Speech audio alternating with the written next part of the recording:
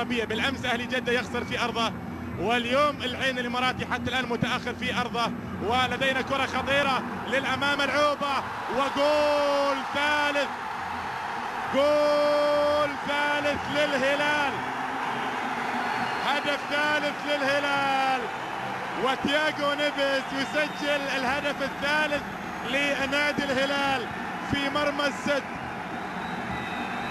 ثلاثية كبيرة للهلال، وكبيرة يا كوزمن، كبيرة بالفعل يا كوزمن.